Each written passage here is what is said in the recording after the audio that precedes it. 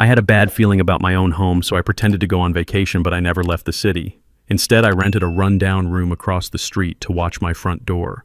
While I was spying from behind a dirty curtain, an elderly neighbor took me by the hand and whispered 4 words that made my blood run cold. "At midnight, you will see." When midnight came, I fainted from what I saw. My name is Reginald Carter. I am 71 years old, and until 3 days ago, I thought I was losing my mind. But I wasn't losing my mind, I was losing my life. If you are watching this, please like and subscribe, because what I am about to tell you might just save your own life one day. Tell me in the comments where you are watching from, because I want to know how far my warning has traveled. It started on a Tuesday morning at the breakfast table. The smell of bacon usually made me hungry, but lately the mere scent of food made my stomach turn. My hands were trembling as I tried to lift my coffee cup. I had been a structural engineer for 40 years, building bridges that could withstand hurricanes, yet now I could barely hold a ceramic mug without spilling. Blake, my son-in-law, walked into the dining room. He did not say good morning. He never really looked me in the eye. He looked through me like I was a piece of old furniture he wanted to throw out but couldn't lift. He tossed a blue envelope onto the mahogany table. It slid across the polished wood and stopped right next to my trembling hand. "You are going to Florida tomorrow, Pop." He didn't ask. He didn't suggest. He ordered. I looked up at him. Blake was 38 years old, white, with that confident smile of a man who has never had to work for anything in his life. He called himself an entrepreneur, but in 5 years of marriage to my daughter Nia, I had never seen him actually work. He just spent. He spent Nia's salary, and lately he had been spending my patience. "Florida," I asked, my voice sounding weak and raspy. "Why would I go to Florida?" "Because you need rest," Blake said, pouring himself a glass of orange juice from my refrigerator. "Dr. Evans said your little stroke last week was a warning sign. The humidity will be good for your joints. I booked you into a nice assisted living resort. One-way ticket. First class." I looked at the ticket. One way. He wasn't sending me on vacation. He was shipping me out. I looked at Nia. My beautiful daughter sat across from me, staring into her bowl of oatmeal. She wouldn't look at me. She knew. She knew this was an eviction, not a vacation. "Nia," I said softly, "do you agree with this?" She flinched. It was a small movement, but I saw it. She finally looked up and her eyes were filled with tears she was trying to hold back. "Daddy, it is for your own good," she said, but her voice sounded rehearsed, like lines from a bad play. "Blake says you need professional care. We can't watch you 24/7. "You are getting confused, Daddy. You forgot to turn off the stove yesterday." I hadn't forgotten. I knew I hadn't. I had been an engineer. Precision was my life. But lately things were happening. Keys going missing, the stove being left on, my wallet appearing in the refrigerator, and this sickness. This constant dizziness and nausea that Dr. Evans, Blake's friend from the golf club, dismissed as old age. "Fine," I said. "I will go." The relief on Blake's face was instantaneous and insulting. He smiled and patted my shoulder with a heavy, condescending hand. "That is a good boy, Pop. You pack your bags. The car will be here at 8 a.m. I went to my room, but I didn't pack for Florida. I packed for a war. The next morning I played my part. I let Blake load my suitcases into the trunk of the luxury sedan he had ordered. He hugged me, and it felt like being squeezed by a python. "Don't worry about the house, Pop," he said, grinning. "We will take good care of it." I bet you will, I thought. I got into the car and watched them wave from the porch of my brownstone. My grandfather bought this land. My father built the foundation. I restored it brick by brick. It was worth millions now in a neighborhood that was rapidly gentrifying. And Blake looked at it not like a home, but like a winning lottery ticket. As soon as the car turned the corner and we were out of sight, I leaned forward to the driver. "Change of plans," I said. I held up a $100 bill. "Do not take me to the airport. Take me to 4th Street. The driver looked confused, but money talks. He turned the car around. 4th Street ran directly parallel to my street. The back of the buildings on 4th Street faced the front of my building. I had booked a room on Airbnb using an old email address Blake didn't know about. The car stopped in front of a crumbling building with peeling paint. It was a stark contrast to my pristine brownstone just 1 block over. I dragged my suitcase up 3 flights of stairs, my heart hammering in my chest, my legs feeling like lead. The room smelled of stale cigarettes and damp carpet. It was disgusting, but it had one redeeming quality: the window. I walked to the window and pulled back the greasy curtain. There it was, my house, my life. From this angle I could see the front door, the living room windows, and the master bedroom balcony. I opened my suitcase and took out the only thing that really mattered: my military-grade binoculars from my days surveying bridge sites. I pulled up a chair and I waited. For hours, nothing happened. The house was quiet, but I had a feeling in my gut, a feeling I hadn't had since I was walking inspection lines on suspension bridges in high winds. The structure was unsound. Something was about to snap. Around 4 in the afternoon, I saw movement in the hallway of the tenement building I was in. I cracked my door open to get some air because the room was stifling. Standing there was Mrs. Higgins. She was 75 years old, sharp as a tack, and had lived in this neighborhood since before it was trendy. She knew everything and everyone. She was holding a bag of groceries. She looked at me. She didn't look surprised. She didn't ask why Reginald Carter, the owner of the finest house on the block, was hiding in a dump like this. She just nodded. "I knew you weren't stupid, Reggie," she said, her voice rough like sandpaper. "Mrs. Higgins," I started to explain, but she cut me off. "Save your breath. You look terrible. Your skin is gray." "I feel terrible," I admitted, leaning against the doorframe. She walked over to me and took my hand. Her grip was surprisingly strong. She pressed something cold and jagged into my palm. I looked down.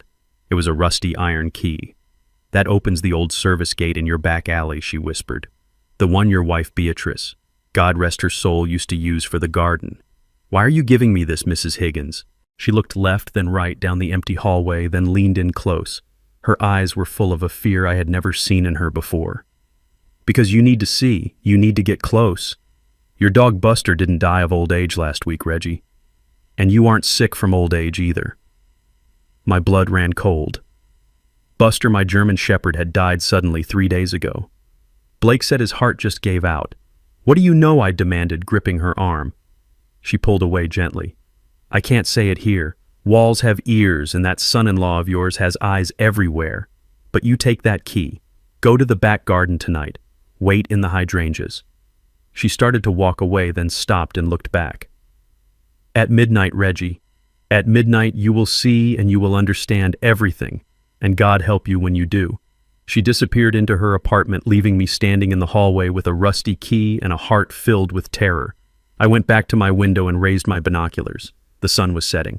The streetlights flickered on. My house looked peaceful. Warm golden light spilled from the living room windows. It looked like the perfect American home.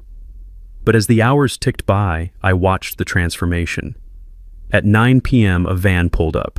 Men in black t-shirts got out carrying large, heavy cases.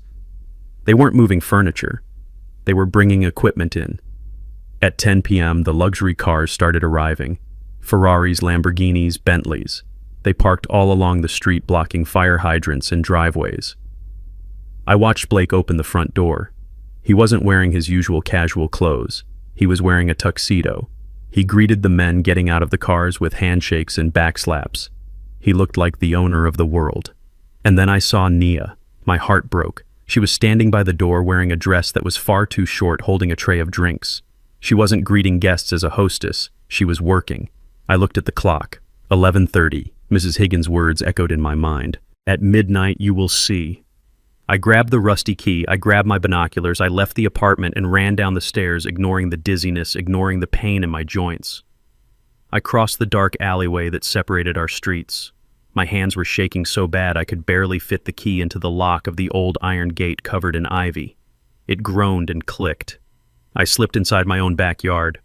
I crept through the shadows, moving toward the house I had built with my own money and sweat. I hid in the thick hydrangea bushes just under the living room window. The music was loud now, thumping through the glass. I raised myself up slowly, inch by inch, until I could see through the gap in the velvet curtains. I looked inside and my breath stopped. My living room was gone. The furniture my wife and I had collected for 30 years was pushed against the walls or gone entirely. In the center of the room were green felt tables, roulette wheels, card tables, stacks of chips. It was a casino, A high-stakes illegal casino operating right in my living room. Smoke filled the air. Men were shouting and laughing, throwing stacks of cash onto my antique coffee table. But that wasn't what made me faint. I shifted my gaze to the fireplace. Above the mantel, there had always been a large oil painting of my late wife Beatrice. It was my most prized possession. The painting was gone. In its place was a large digital screen displaying odds and bets, and leaning against the fireplace waiting to be used as firewood was the frame of Beatrice's portrait. The canvas had been ripped out. I felt a sharp pain in my chest, like a knife twisting. My vision blurred. The world tilted sideways.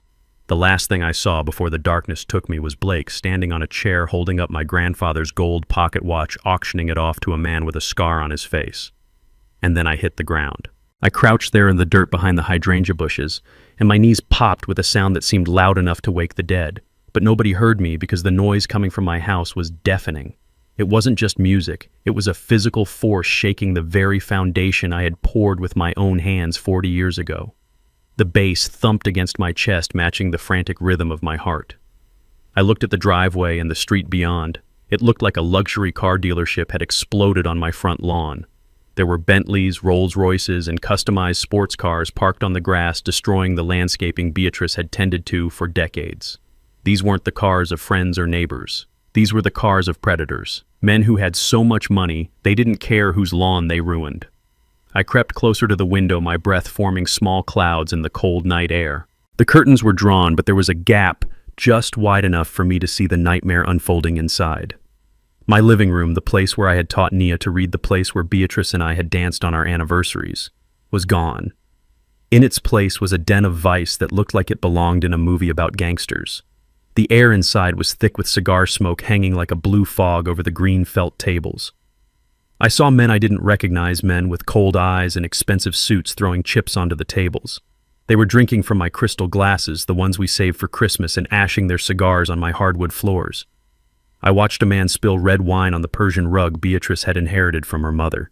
He didn't even look down, he just laughed and kept betting. The disrespect was physical. It felt like they were spitting on my life. I wanted to scream, I wanted to break the glass and storm in there, but my body wouldn't move. I was frozen by the sheer magnitude of the violation. This wasn't a party. This was an invasion. And the general leading the charge was the man I had welcomed into my family. I shifted my position, trying to get a better view of the fireplace, and what I saw next nearly stopped my heart completely. The portrait of Beatrice. My beautiful Beatrice. It wasn't just gone from the wall. It was lying in the fireplace. They hadn't lit the fire yet, but the canvas was torn right down the middle of her face. It looked like someone had put a foot through it. Seeing her smile ripped apart like that hurt more than any physical blow. It was a message. It said that the past didn't matter. It said that respect for the dead didn't exist in this house anymore. Then I saw Blake. He wasn't just hosting. He was performing. He was standing on top of my dining room table, the solid oak table where we had shared Thanksgiving dinners for 30 years. He was holding something up to the light, a gold object that glinted under the chandelier. I squinted through my binoculars and a gasp got stuck in my throat. It was my collection of vintage pocket watches. My grandfather had given me the first one when I graduated engineering school. I had spent a lifetime collecting them, restoring them, keeping them safe for the next generation. And there was Blake auctioning them off like cheap trinkets at a flea market. I could see his mouth moving fast, shouting numbers, whipping the crowd of gamblers into a frenzy. A man in the front row threw a stack of cash at Blake's feet, and Blake kicked the money into a pile, laughing like a maniac. He tossed my grandfather's watch to the man who caught it carelessly and shoved it into his pocket without even looking at the craftsmanship. Blake looked triumphant. He looked like a king in a castle he hadn't built, spending treasure he hadn't earned. He was selling my legacy piece by piece to pay for his ego.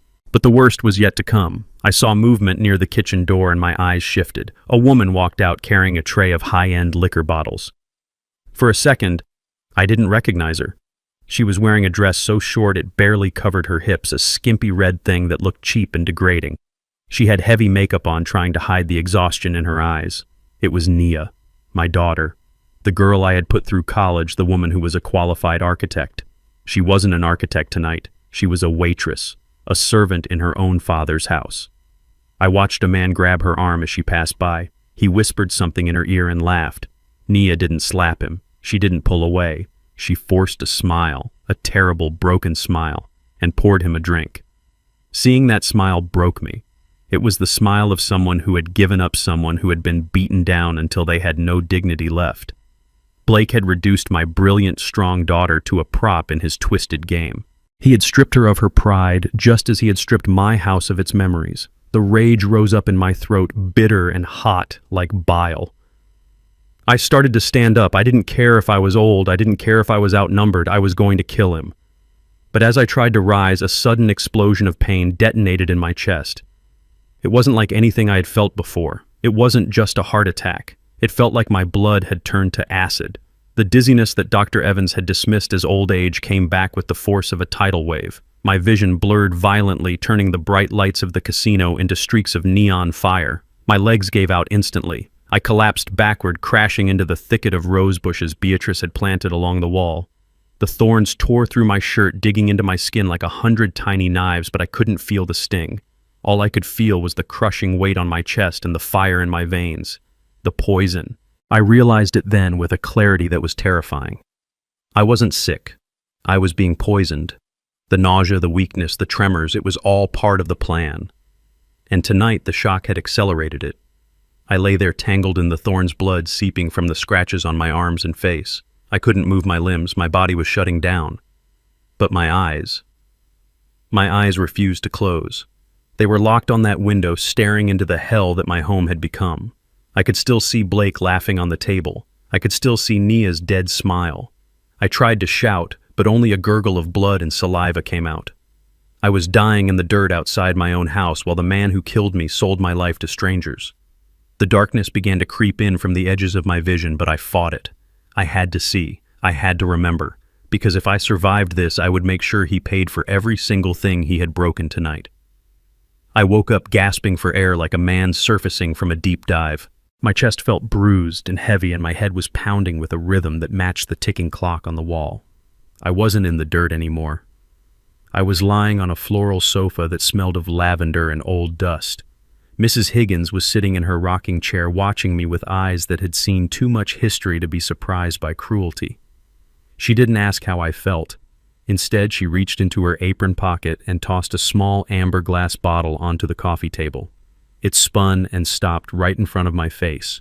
It had no label, just a residue of glue where one used to be. I looked at it confused, my vision still swimming. "Where did you get this?" I asked, my voice sounding like gravel in a mixer. "I pulled it out of your kitchen trash 2 days ago," she said, her voice calm and terrifying. "I saw that son-in-law of yours scraping the label off before he threw it away deep in the bin. I didn't think much of it until I saw you shaking like a leaf in the hallway yesterday. It is arsenic, Reggie. Low dose. Enough to make your hands shake so bad you can't sign a check. Enough to make you confused so you think you are losing your mind. But not enough to kill you quick. He wants you slow, Reggie. He wants you weak so you can't fight back when he takes the deed." I stared at the bottle. The sickness, the dizziness, the tremors that Dr. Evans said were just part of aging. It wasn't age. It was murder in slow motion. I was living proof of a crime in progress. Rage flooded my system, pushing out the fear. I tried to sit up, but the room spun violently. I reached for my pocket, patting my jacket for my phone. "I have to call the police," I said, my voice rising. "I have to tell them what he is doing. He is running a casino in my house. He is poisoning me." I started to dial 911, but Mrs. Higgins stood up faster than I thought possible for a woman her age. She slapped my hand down, and then she slapped my cheek. It wasn't hard, but it was sharp enough to snap my focus back to her. "Stop it," she hissed. "Think Reggie used that engineer brain of yours. You call the police now, and what happens? They show up and see a black man claiming his white businessman's son-in-law is poisoning him with no proof but an old lady's word and a bottle from the trash. They see a man who looks sick, confused, and erratic. Blake will say you are senile. He will say you are having an episode. He will say he threw out an old bottle of cough syrup. He will hide that bottle and clear out that casino before the squad car even parks. You are a confused old black man in their eyes, and he is a successful white entrepreneur. You lose that fight every time. And once the police leave, he will know you know. He won't wait anymore. He will finish the job tonight. You need proof. You need to catch him with his hand in the jar. You need to go back in there and play the game better than him. You are alive, Reggie, which means you still have a move to make." She was right. The bitter taste of truth was harder to swallow than the poison. I spent the next few hours regaining my strength, drinking the strong black coffee Mrs. Higgins brewed and eating dry toast to settle my stomach. At exactly 7 a.m., I walked across the street. The sun was shining on my brownstone as if the night before had never happened. The luxury cars were gone. The street was quiet. I unlocked the front door and stepped inside, my heart hammering against my ribs like a trapped bird. I expected to smell stale smoke and spilled alcohol. Instead, the air was thick with the chemical sting of industrial bleach. It burned my nostrils and made my eyes water. The house was spotless. The green felt tables were gone. The furniture was back in place, pushed to their exact original spots. Even the portrait of Beatrice was back over the mantel, though I could see a faint line where they had taped the canvas back together from the behind. It was a perfect illusion. I walked into the kitchen, Blake and Nia were sitting at the island eating pancakes and drinking orange juice. The domestic scene was so normal it was terrifying. Blake looked up and his fork froze halfway to his mouth. For a split second I saw the panic in his eyes, the sheer terror of seeing a ghost he thought was halfway to Florida. But then the mask slipped back on. Poppy stammered, standing up so fast his chair scraped loudly against the floor. "You are back. We thought you were on the plane. We missed you so much we were just cleaning up to keep busy." I gripped the handle of my suitcase so hard my knuckles turned white. I looked at the man who had auctioned off my life hours ago. I looked at the daughter who had served drinks to strangers in my home. I forced my face into a mask of confusion and fatigue. I missed my flight. I lied my voice flat and cold. And I forgot my heart medication. I need to rest. I walked past them towards my bedroom, leaving them standing in the kitchen, terrified of the man they failed to kill. The silver spoon hit the ceramic tile with a violence that made everyone jump. It spun on the floor, a silver blur of guilt, before coming to a rest at Blake's feet. He didn't pick it up. He just stared at me, his mouth opening and closing like a fish pulled onto a dock. The arrogance I had seen last night, the king standing on the table auctioning my life away, was gone. In its place was raw panic. "Pop," he stammered, his voice cracking in a way that would have been pathetic if he wasn't trying to kill me. "You are back. We didn't expect you. I mean, we are so happy you are here. We missed you. We were just saying how empty the house felt without you." His eyes were darting around the room, scanning for anything they might have missed during their frantic cleanup. I looked at Nia. She was studying her orange juice like it contained the secrets of the universe, refusing to meet my gaze. She looked exhausted, her makeup applied heavily to cover the dark circles from a night of serving drinks to gangsters. The smell of industrial bleach was still burning my nostrils, masking the scent of expensive cigars and cheap perfume. But to them, I was just a senile old man who should have been halfway to Florida. I didn't scream. I didn't ask why there were scratch marks on the hardwood floor or why the furniture was slightly out of alignment. I just stared at Blake until he looked away. "I forgot my heart medication," I said. My voice was flat, cold, and empty of any fatherly warmth. It was the only lie I could think of that would justify my return and reinforce their belief that I was weak. Blake let out a breath he had been holding. Oh, right. Of course, Pop. Your heart. We wouldn't want you to be without that. We were just cleaning up. Deep cleaning. You know how dust settles in these old places?" He was sweating. I could see the beads forming on his upper lip. He was terrified that I had seen something, but he was trying to convince himself that I was just a confused old man who turned the taxi around.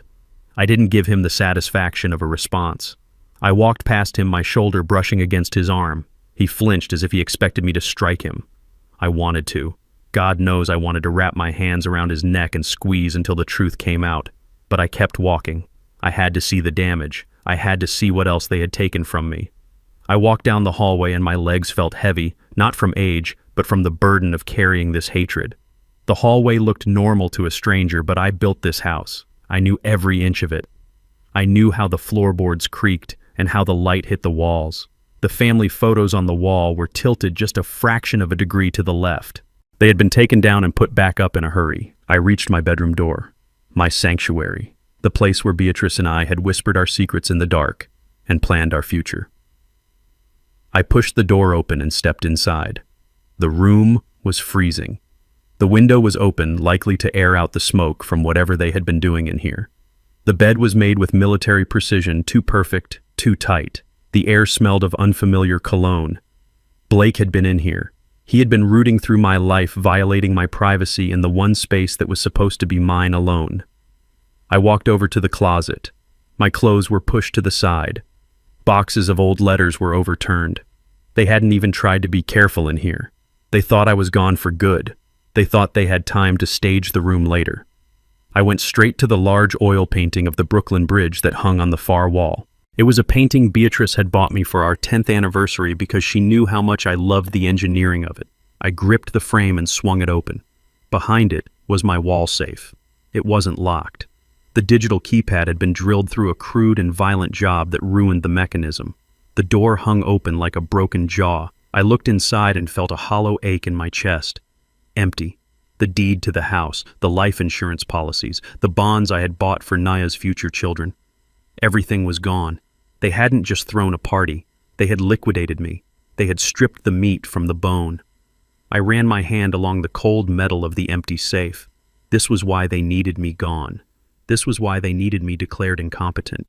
They had the papers, but they couldn't use them until they got rid of me. They had stolen my legacy, and now they were just waiting for my heart to stop so they could cash it in. I closed the safe and put the painting back. I didn't have time to grieve the loss of papers. Papers could be replaced. My life could not. I walked into the master bathroom and locked the door behind me. The click of the lock was the most satisfying sound I had heard all day. I turned on the faucet full blast, letting the water roar into the basin. It was an old trick I learned on construction sites to drown out conversations and confuse listening devices. I sat on the edge of the tub and pulled out my phone. My hands, which had been shaking since yesterday, were suddenly steady. I wasn't a victim anymore. I was an engineer, and I had a structural failure to fix. I scrolled through my contacts until I found a number I hadn't used in 10 years. Tyrell. We had worked together on the I-95 bridge project. He wasn't just a structural specialist. He was a paranoid genius who knew everything about surveillance. He was the kind of man who could bug a birdhouse from 3 blocks away. I typed a message, my thumbs moving fast. Code red. Structure compromised. I need eyes and ears. Full package. Meet me at the park bench by the duck pond. 1 hour. I hit send and deleted the message immediately. I splashed cold water on my face, staring at my reflection in the mirror. The eyes staring back weren't the tired eyes of an old man ready for a nursing home. They were the hard, cold eyes of a man who was about to bring the whole house down.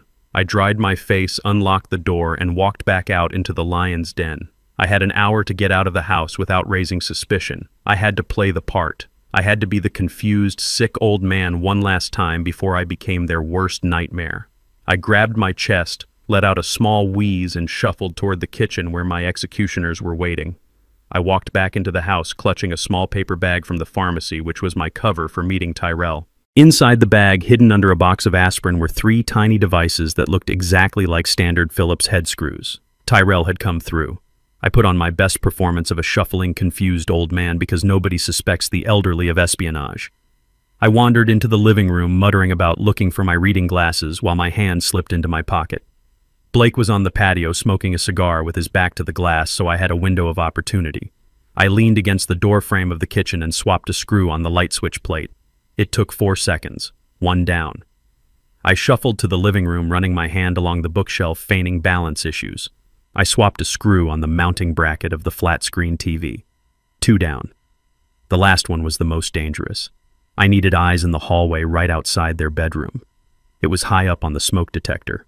I dragged a dining chair over and stood on it, wheezing loudly in case they heard me, so I could claim I was trying to change a battery. My hands were steady as I drove the camera screw into the plastic casing. By the time Blake came back inside, smelling of expensive tobacco, I was sitting in my recliner, panting slightly, with the newspaper upside down in my lap. I had eyes everywhere. I retreated to my bedroom and locked the door, engaging the deadbolt I had installed years ago. I pulled out the tablet Tyrell had synced to the cameras and put on my noise-canceling headphones. The screen flickered to life, and the clarity was terrifying. I could see the grain of wood on the kitchen table and the dust motes dancing in the afternoon light. Blake walked into the frame. He was pacing, holding his phone to his ear, his face twisted in a snarl I had never seen when he looked at me directly. He was talking to someone named Marcus, probably the loan shark Tyrell had warned me about. I turned up the volume, and the audio was crisp enough to hear his heavy breathing. I heard him say words that will haunt me until I die. "This old black man is tough like leather." He hissed into the phone using a slur that made my fist clench automatically. I thought he was on the plane, but he came back like a bad penny. "No, I cannot sell the house yet. I need his signature or a death certificate. Don't worry, Marcus, I am increasing the dose starting tonight. He won't survive the week." I gripped the edge of my desk so hard the wood groaned. He wasn't just talking about money, he was talking about extermination. Blake continued, his voice dropping to a conspiratorial whisper that made my skin crawl. "Once his brain turns to mush, I am dumping him in that state-run facility in the Glades, the one with the rat problem and the health code violations. It is the cheapest one in the state. He won't last a month there." He laughed. It was a dry, cruel sound. He looked right at the camera I had installed in the light switch, unknowingly staring into the eyes of the man he planned to murder. Then Naya walked into the kitchen. My heart leaped for a second. I wanted her to scream at him. I wanted her to call the police. I wanted my little girl to defend her father against this monster. Blake hung up the phone and looked at her. He told her everything. He told her about the increased poison, about the nursing home, about the timeline. I waited for her outrage. I waited for her to slap him. Instead, she just sighed and leaned against the counter looking tired. "Blake, honey," she said, her voice soft and pleading. "Just please be gentle with him. Do it fast. I do not want Daddy to be in pain. I just want him gone so we can finally start our lives. I do not want to watch him suffer. I just want him out of the way." I ripped the headphones off my head and threw them onto the bed. I couldn't breathe. It wasn't the poison this time. It was the knife in my back. My daughter. The girl I taught to ride a bike. The woman I walked down the aisle. She didn't want to save me. She just didn't want to feel guilty about watching me die. That sentence killed Reginald Carter, the father. The man sitting in that chair now was someone else entirely. I wiped my face, but my eyes were dry. I didn't have any tears left for them. The psychological warfare began before I even had my morning coffee. I woke up reaching for my glasses on the nightstand, the same spot I had placed them every night for 20 years. My hand patted empty wood. I sat up, blinking against the blurry room, feeling that first spike of panic. I spent 20 minutes crawling on my hands and knees, patting the carpet, checking under the bed, feeling humiliatingly helpless. Blake walked in, holding them by the temple piece, twirling them like a toy. "Pop, you left these in the refrigerator again," he said, shaking his head with a look of practiced pity. "I know I didn't. I know, I never go to the fridge at night." But I took them with a trembling hand and thanked him, because that is what a confused old man would do. It didn't stop there. My wallet vanished from my back pocket and reappeared in the bathroom sink, soaking wet. My heart medication was missing from the medicine cabinet, and I found it inside a box of cereal in the pantry. Every time I turned around, Blake was there, looming over me, asking, "Pop, are you okay? You seem so confused lately." He was trying to break my mind, trying to make me doubt my own reality, so that when he told the world I was crazy, I would be halfway to believing it myself. Then came the cold. I was sitting in the living room reading a book when I started to shiver violently. The air coming from the vents wasn't just cool, it was Arctic. I checked the thermostat on the wall. It was set to 60 degrees. I turned it up to 72, but 10 minutes later it was back down to 60. Blake walked in wearing a t-shirt, looking at me wrapped in 3 wool blankets, my teeth chattering. "Pop, why are you shaking? It is 80 degrees outside," he said, smirking. "Are you getting sick again?" He wanted me weak. He wanted me to look frail and broken, so when he told people I was losing it, they would believe him without question. He was gaslighting me, systematically erasing my confidence in my own senses. I knew I had to escalate. If he wanted a senile old man, I would give him a performance that would make him think he had won the lottery. I waited until late afternoon, when the sun was casting long shadows across the living room floor. Blake was in the kitchen making himself a drink, his back to me, but I knew he was listening. I sat in my rocking chair, the one Beatrice used to knit in, and I started talking to the empty space next to me. "Beatrice, honey, I told you to wear the blue dress." I whispered, my voice soft and affectionate. I laughed gently, reaching out to stroke the air as if touching a cheek. I heard the clink of glass in the kitchen stop. Blake walked to the doorway, his eyes narrowing. "Who are you talking to, Pop?" he asked, his voice tight with suspicion. I looked at him with vacant, glassy eyes staring right through him. "Your mother," I said, smiling with a terrifying serenity. "She is right here, son." "Cannot you see her? She says you look tired." Blake turned pale. He looked at the empty chair and then back at me. I could see the wheels turning in his head. He thought the poison was finally rotting my brain. He thought the arsenic was making me hallucinate. But I had one more card to play, a card so humiliating I knew no man would fake it unless he had no pride left.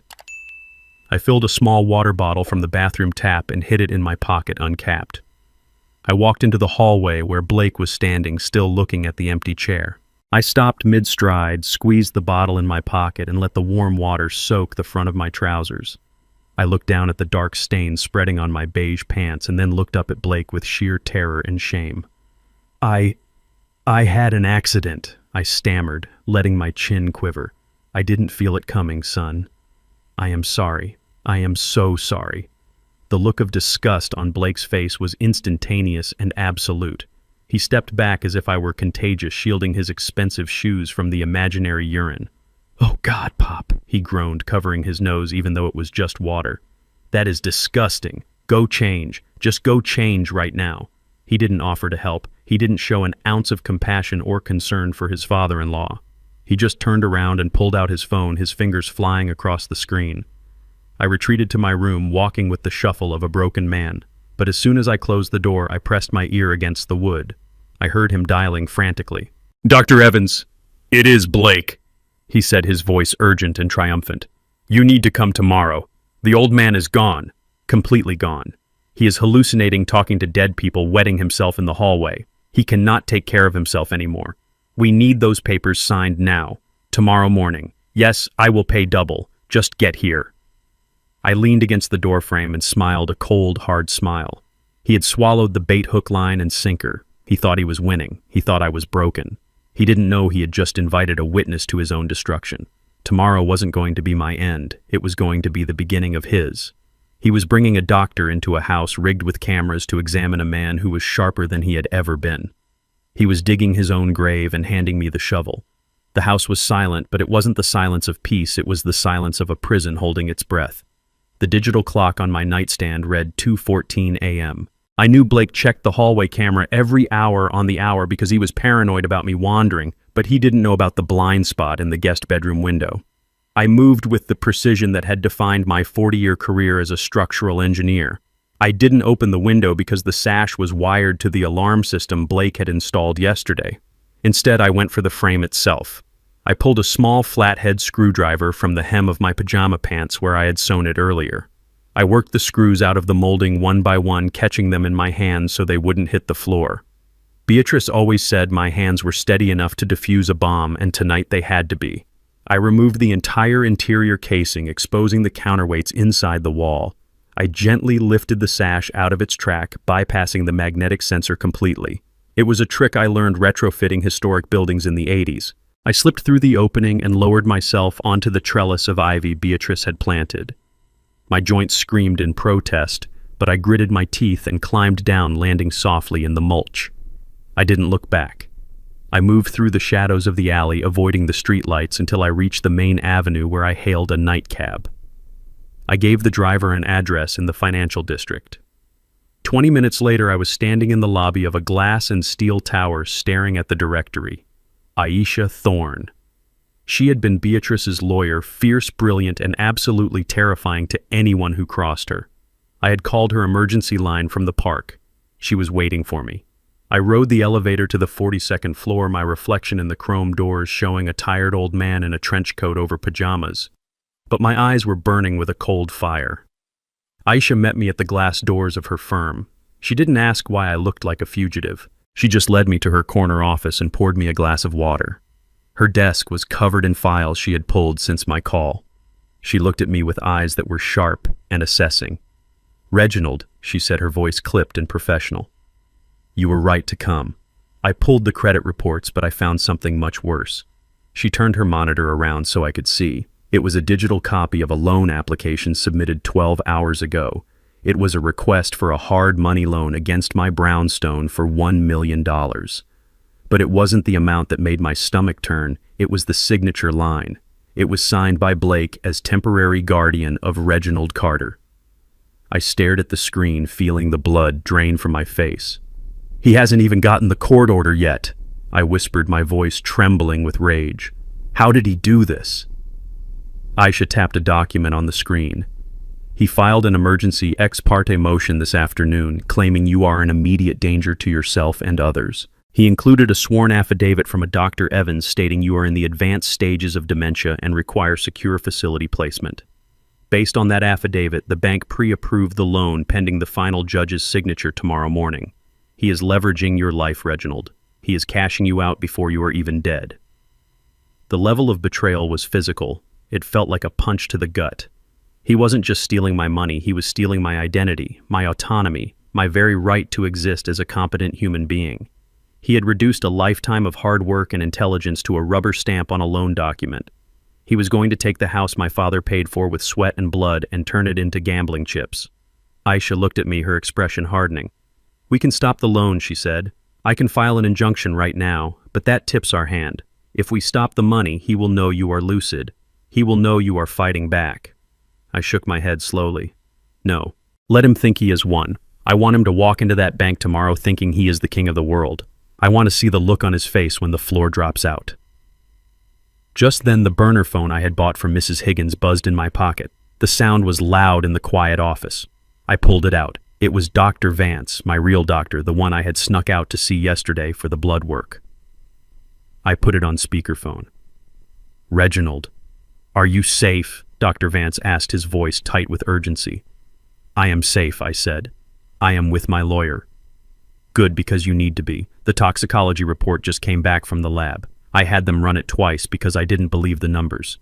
You have extremely high levels of arsenic in your blood, Reginald. It is 5 times the lethal limit for chronic exposure. You should be in a coma right now. Your kidneys are functioning at 60%. This isn't accidental ingestion from bad water or food. Someone is dosing you heavily. If you go back to that house, you will be dead in 48 hours.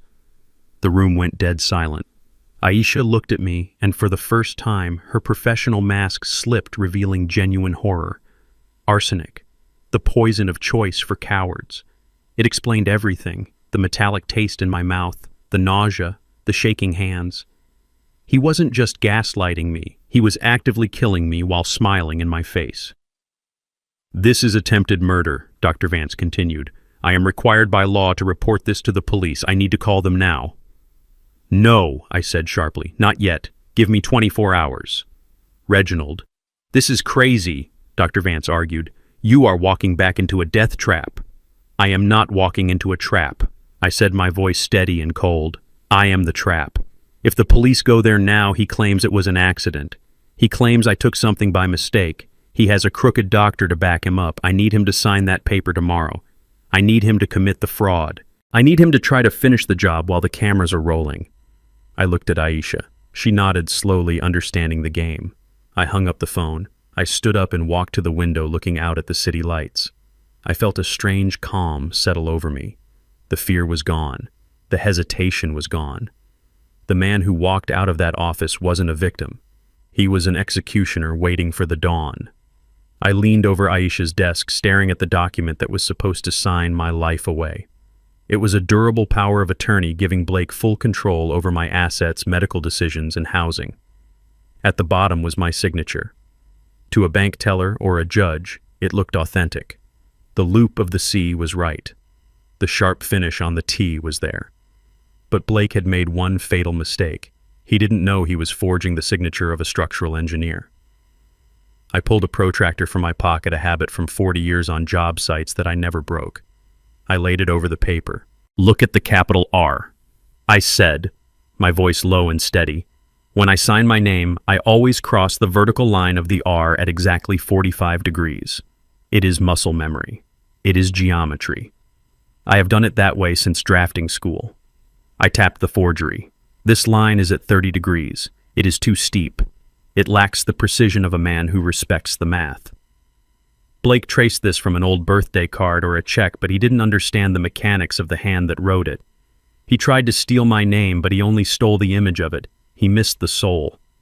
Aisha looked closer, her eyes narrowing. "That is enough to contest it in court," she said. "We can hire a handwriting expert. We can tie this up in litigation for months." I shook my head. Litigation takes time. Time I do not have. The poison is in my veins now. I need to stop him tomorrow morning, not 6 months from now. If we fight this in court, he will just find another way to kill me before the hearing. I need to break his legs before he even starts running. Aisha sat back, tapping her pen against her chin. "You are right, Reginald. If we sue, he claims you signed it during a lucid interval. He claims the angle doesn't matter. He still gets the loan approved while we argue. We need to nuke the bridge before he tries to cross it." She pulled up a new file on her computer. "We are going to transfer the deed to the brownstone immediately. Not to another person, but to a revocable living trust. We will timestamp the transfer electronically tonight. By the time the bank opens at 9 a.m. to process Blake's loan, the property won't be in your name anymore. It will belong to the entity. His power of attorney allows him to act for Reginald Carter individual, but it gives him zero authority over the trust. The collateral for his $1 million loan will vanish into thin air." I watched her type, feeling a surge of adrenaline. It was a demolition job. Controlled, precise, irreversible. "What do we call the trust?" I asked. Aisha looked at me, her expression softening just for a moment. "The Beatrice Carter Memorial Trust," she said. "Let your wife protect you one last time." I felt a lump in my throat. Beatrice. She had hated Blake from the moment she met him. She used to say his eyes were too empty. Now even from the grave she was going to stop him. "Do it," I said. Aisha hit enter. The printer whirred to life.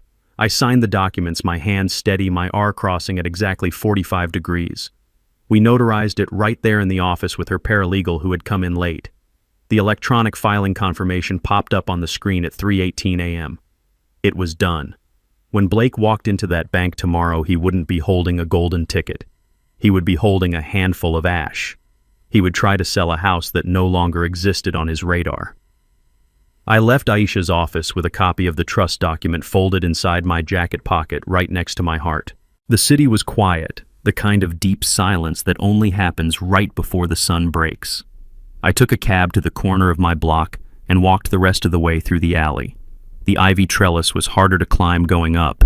My muscles burned, and the arsenic made my head swim with every exertion. But fear is a powerful fuel. I reached the window ledge and pulled myself up, my breath coming in ragged gasps.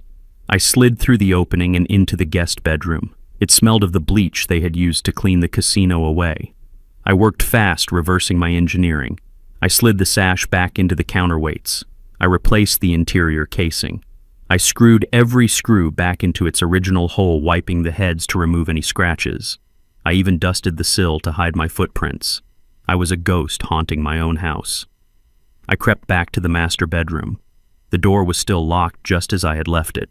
I unlocked it from the inside and lay down on the bed fully clothed except for my shoes, which I hid under the mattress. I stared at the ceiling, watching the shadows lengthen as dawn approached. My heart was hammering against my ribs, a frantic drumbeat of anticipation.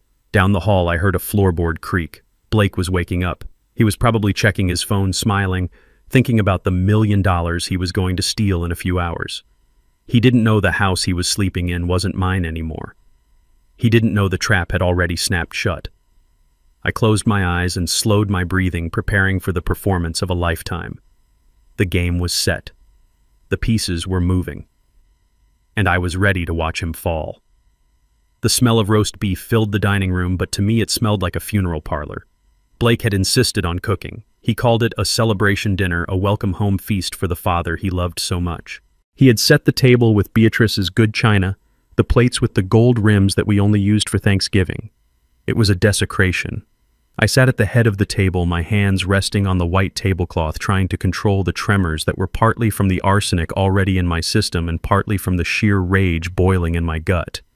Nia sat to my right, looking pale and small. She wouldn't meet my eyes. She pushed her peas around her plate with a fork, the scraping sound loud in the tense silence. Then Blake walked in from the kitchen holding a decanter of red wine. He didn't pour it at the table. He had already poured 3 glasses. He carried 2 in one hand and 1 in the other. He placed the single glass in front of me with a flourish. It was filled to the brim, the liquid dark and heavy like Venus blood. "Drink up," Pop Blake said, sitting down opposite me and raising his own glass. It is a vintage Cabernet, very expensive. It is good for the heart, it gets the blood flowing. I looked at the glass. The light from the chandelier caught the surface, and for a second I imagined I could see the powder dissolving in the depths. Arsenic is tasteless, odorless, and colorless, but in that moment I could smell the metallic tang of death coming off it in waves. "I am not thirsty," I said, my voice raspy. "My stomach is upset, son." Blake's smile didn't waver, but his eyes went cold. "Just a sip, Reginald. It will help you relax. You have been so tense since you got back. Dr. Evans said red wine is a natural vasodilator. We want you healthy for your trip to the facility, don't we?" He wasn't asking. It was a command wrapped in a lie. He leaned forward, staring at me with the intensity of a predator waiting for the trap to spring. "Drink," he said softly. "For the family." I knew I had to do it. If I refused, he would force it down my throat or find another way. I had to make him believe he had won. I reached out my hand, shaking intentionally more than necessary, and wrapped my fingers around the stem. "To family," I whispered. I lifted the glass to my lips. I tilted my head back. I let the liquid flow into my mouth, but I clamped my throat shut. I held the poison in my cheeks, feeling the burn of the alcohol. I lowered the glass and immediately grabbed the thick linen napkin I had prepared. I had sewn a layer of absorbent terry cloth inside it earlier that afternoon. I pressed the napkin to my mouth and coughed violently, a hacking, convulsive sound that shook my whole body. Into the folds of the cloth I spat the wine, every drop. I wiped my mouth aggressively, masking the action as cleaning up spittle. I shoved the damp, stained napkin into my jacket pocket and grabbed the clean one from the table to replace it. Blake didn't notice. He was too busy watching my face, waiting for the signs. I gave them to him. I let my fork clatter onto the china. I gripped the edge of the table, my knuckles turning white. I started to hyperventilate, gasping for air like a fish on a deck. "Pop," Nia said, her voice trembling. "Daddy, are you okay?" I didn't answer. I let my eyes roll back into my head, showing the whites. I let my body go rigid, then started to spasm uncontrollably. My arm flailed out, knocking the wine glass over. The red liquid spread across the white tablecloth, staining it like a fresh wound. It dripped onto the floor with a steady tap, tap, tap. I slid out of the chair, crashing onto the hardwood floor. I writhed for a moment, kicking my legs, and then I went still. I lay on my back, my mouth slightly open, my eyes staring unseeingly at the ceiling. I held my breath, shallowing it out until my chest barely moved. I waited for the frantic call to 911. I waited for the panic. I waited for my daughter to scream for help. The room went silent. The only sound was the dripping wine. Then I heard the scrape of a chair. Footsteps approached me. They were heavy, confident footsteps.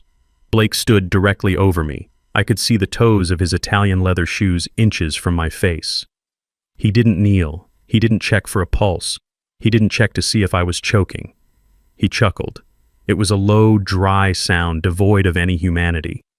Finally, he said, "That batch was strong."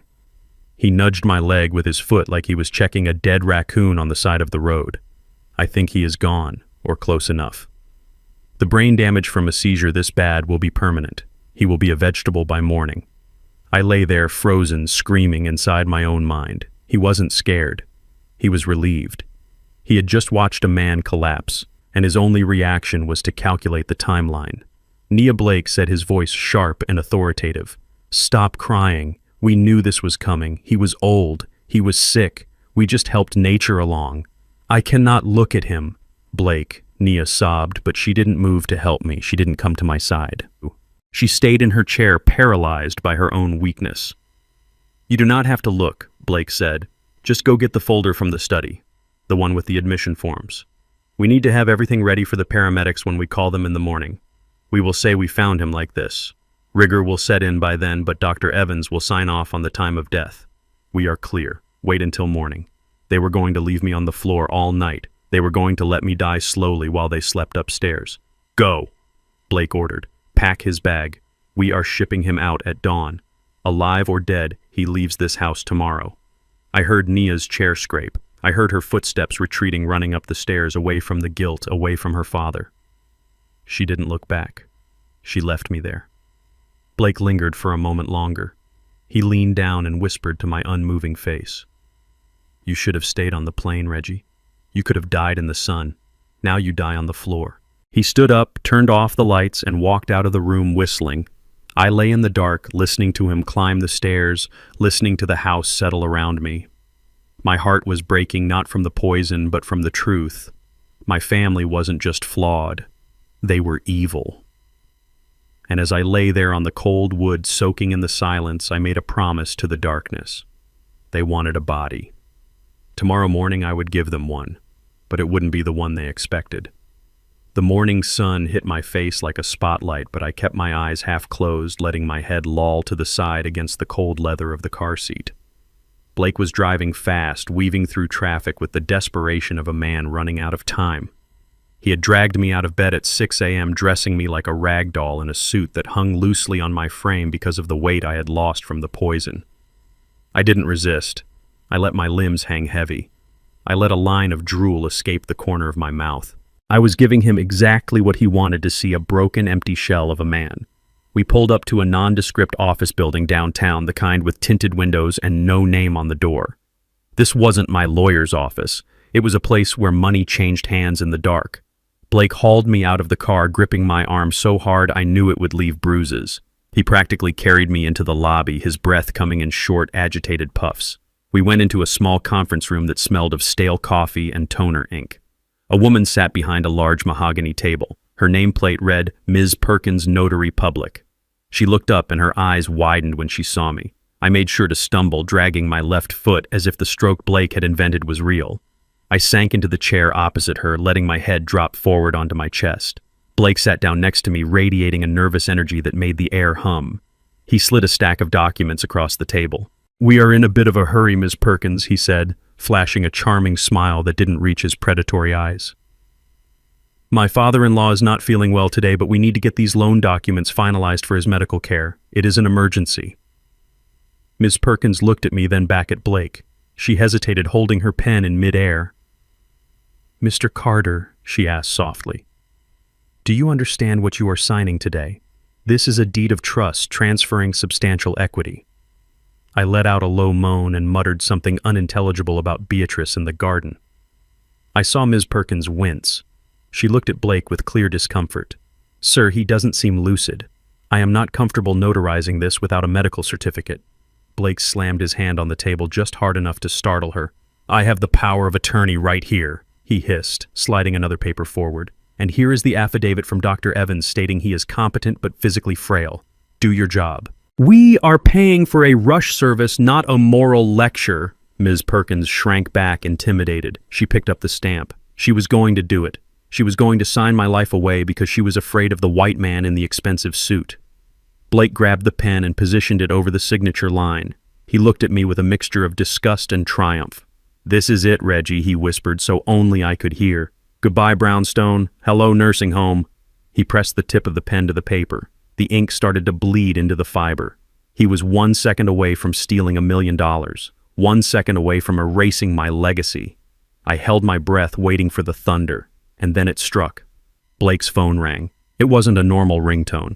It was the shrill priority alert he had set for his bank contacts. The sound sliced through the tension in the room like a knife. Blake froze. He looked at the phone, then at the paper. He could have signed. He should have signed. But greed makes men anxious. He snatched the phone up, thinking it was the confirmation of the funds transfer. He answered on speaker, his arrogance demanding an audience. "Mr. Henderson," he said, his voice smooth as silk, "I am just signing the final papers now. When can I expect the wire?" The voice on the other end was dry, cold, and professional. It filled the small room, bouncing off the walls. "Mr. Black, there will be no wire. We have halted the transaction." Blake's face went white. He laughed, a nervous, high-pitched sound. "What do you mean, halted? I have the power of attorney. The house is appraised at $2 million. The collateral is solid. The collateral does not exist," Mr. Black, the banker, replied. "We ran a final title check 3 minutes ago as per protocol. The property located at 412 Sterling Place is no longer owned by Reginald Carter." Time seemed to stop. I watched the blood drain from Blake's face, leaving him gray and sweating. He looked like a man who had stepped off a ledge expecting a staircase and found only air. "What are you talking about?" he screamed into the phone, forgetting Ms. Perkins entirely. "He has owned that house for 40 years. I have the deed right here in my hand." "You have an invalid deed, sir," the banker said, his voice dropping an octave. The records show that at 3:18 a.m. this morning, the title was transferred in its entirety to the Beatrice Carter Memorial Trust. Your power of attorney gives you control over Mr. Carter's personal assets, but it gives you zero authority over the trust. You are trying to leverage a property your father-in-law does not own. The loan is denied. Do not contact us again. The line went dead. The silence that followed was heavy, suffocating, and absolute. Ms. Perkins slowly pulled the documents back across the table out of Blake's reach. She looked at him not with fear this time, but with suspicion. Blake stood there, the phone still in his hand, the dial tone buzzing like a fly. He couldn't process it. He couldn't understand how a senile old man locked in a bedroom could move $1 million asset in the middle of the night. His brain was trying to solve an equation that had no solution because he was missing the variable of my intelligence. Then the rage took over. It started as a tremor in his hand and exploded upward. He screamed a raw animal sound of frustration and hurled his phone against the wall. It shattered, sending plastic and glass skittering across the floor. He turned on me. His eyes were wide, wild, and red-rimmed. He looked like a cornered rat that had just realized the trap was inescapable. "You," he whispered the word, choking him. "You did this. How did you do this? You are brain dead. You are a vegetable." I decided it was time. I stopped slouching.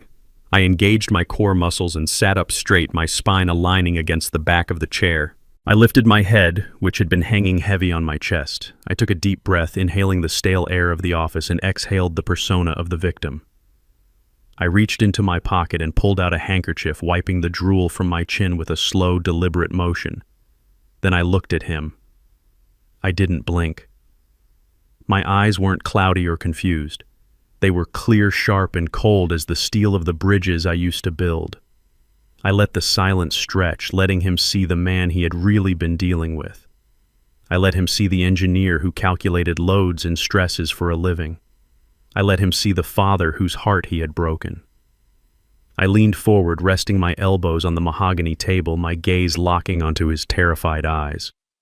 "I am not the vegetable, Blake," I said, my voice steady and deep, devoid of any tremor. "You are the weed, and I just pulled you up by the roots." The ride back to the brownstone was a blur of aggressive driving and suffocating silence. Blake drove like a man possessed, running red lights and swerving through traffic, his knuckles white on the steering wheel. I sat in the passenger seat saying nothing. I didn't need to speak. The silence was heavier than any shout. When we screeched into the driveway, Blake didn't open my door. He stormed around the car, yanked it open, and dragged me out by the collar of my suit jacket. He hauled me up the front steps, not caring if I stumbled, not caring who saw. He shoved me through the front door and kicked it shut behind us, throwing the deadbolt with a metallic clack that sounded like a prison cell closing. He spun me around and shoved me hard. I flew backward, my feet tangling in the rug, and I hit the hardwood floor with a bone-jarring thud. Pain shot up my hip, the same hip Dr. Evans said was failing due to age, but was actually failing due to poison. Blake stood over me, his chest heaving, his face a mask of twisted red rage. "What is your game, old man?" he screamed, spitting the words at me. "What did you do at that office? How did you move the deed? You are supposed to be brain dead. You are supposed to be drooling in a cup. Answer me." I looked up at him. I didn't cringe. I didn't cower. I placed my hands flat on the floor and pushed myself up. It took effort. The arsenic still coursed through my veins, making my muscles twitch, but my will was stronger than the chemistry in my blood. I stood up slowly, unfolding my full height until I was looking him in the eye. I brushed the dust from my jacket sleeves with deliberate, slow movements. I straightened my tie. I took a breath and let the facade of the helpless invalid fall away completely. "I did what I should have done the first day you walked through that door, Blake," I said, my voice dropping to a low rumble that vibrated in the quiet house. "I protected my family from a parasite. You thought I was weak because I am old. You thought I was stupid because I was quiet. But you forgot one thing. I built this house. I know where every beam lies, and I know how to bring it down on top of you." The shock on his face lasted only a second before it was replaced by a feral violence. He roared a sound of pure animal fury and lunged at me. His fist connected with my jaw, snapping my head back. I tasted blood. I stumbled back, crashing into the hallway table, knocking over a vase that shattered into 1,000 pieces. Blake was on me before I could recover. He grabbed me by the throat and slammed me against the wall, his thumbs digging into my windpipe. "Stop it, Blake, stop it!" Nia came running from the kitchen screaming. She grabbed his arm, trying to pull him off me. Blake didn't even look at her. He just swung his arm back in a violent arc. The back of his hand connected with Nia's face with a sickening crack. She flew backward and hit the floor, sliding across the wood until she hit the baseboard. She lay there stunned, clutching her cheek, blood already seeping between her fingers. "You useless cow," Blake shouted, turning his rage on her. "This is your fault. You couldn't even keep him sedated properly. Do you know what happens now? Do you know what happens when I do not have that money by noon?" He was pacing now, tearing at his hair, his eyes wild. "They are going to kill me, Nia. Marcus and his crew. They are going to cut me into pieces. That $1 million was my life insurance. It was the only thing keeping them from putting a bullet in my head. And your father just signed my death warrant." He looked back at me, and the fear in his eyes morphed into something darker, something final. He realized he had nothing left to lose. A desperate man is dangerous, but a desperate man who thinks he is already dead is a monster. He walked into the kitchen. I watched him go, trying to catch my breath, trying to clear the ringing in my ears. I moved toward Nia, helping her sit up. She looked at me, her eyes wide with terror, and for the first time in years, recognition. She saw me. She saw her father, not the burden she wanted to discard. "Daddy," she whispered. "I am sorry." Blake came back. In his right hand, he held the 8-inch chef's knife Beatrice used to carve the Sunday roast. The steel glinted in the hallway light. "Get up!" he ordered, pointing the knife at us. "What are you doing, Blake?" I asked, stepping in front of Nia, shielding her with my body. "I am improvising," he said, his voice terrifyingly calm. "I cannot get the loan. The trust blocked it. But trusts have beneficiaries. If you die, Reggie, the trust pays out to Nia. And if Nia dies well as her husband, I inherit everything." He took a step closer, the knife steady in his hand. "It is going to be a robbery gone wrong," he muttered, as if writing the script in his head. "A home invasion. Tragic." The intruders broke in looking for the safe. They panicked. They killed the old man. They killed the daughter. I survived. I will be the grieving hero. The police will believe it. This neighborhood is gentrifying, but it still has crime. It happens every day. You will never get away with it, I said, keeping my eyes on the blade, calculating the distance between us. "I have to get away with it," Blake hissed, lunging forward. "Because if I do not, I am dead anyway. I would rather take my chances with a jury than with Marcus. Now move, both of you, downstairs." He waved the knife toward the basement door. The dark maw of the cellar waited below. He wanted us underground where the screams wouldn't be heard, where the blood would be easy to clean. I felt Nia trembling behind me, clutching the back of my jacket. I looked at the basement door and then back at Blake. He thought he was herding sheep to the slaughter. He didn't know he was sending the engineer into the engine room. "Move," he screamed, slashing the air inches from my face. I stepped back, guiding Nia toward the door. I squeezed her hand once hard. A signal. We were going down, but we weren't going down to die. We were going down to war. The basement door gaped open like a black mouth waiting to swallow us whole. Blake jabbed the knife toward my kidneys, his breath hot and ragged on the back of my neck.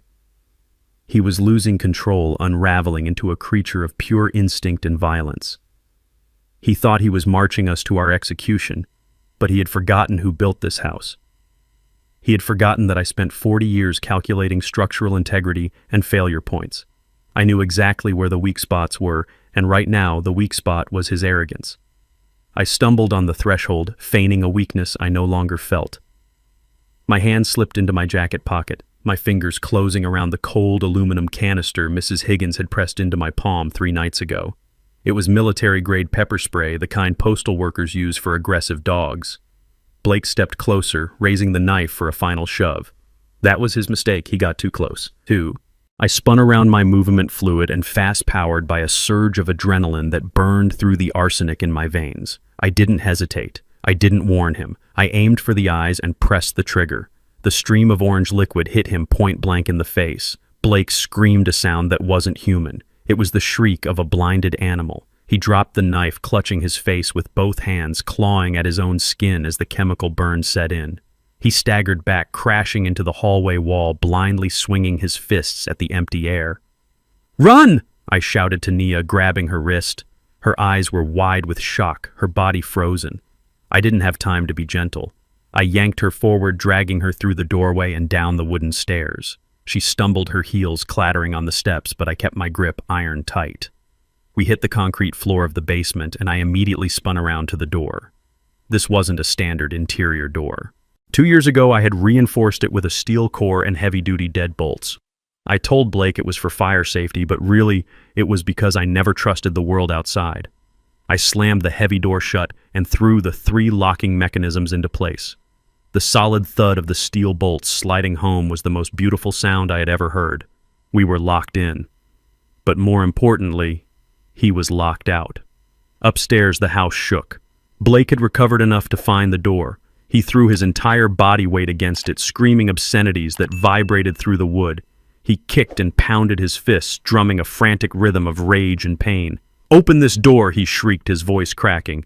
"Open it or I will burn this house down with you inside." I stood back, catching my breath, watching the door hold firm. I had installed the frame into the load-bearing studs. He could batter it all day. He wasn't getting in without a battering ram. Then the pounding stopped.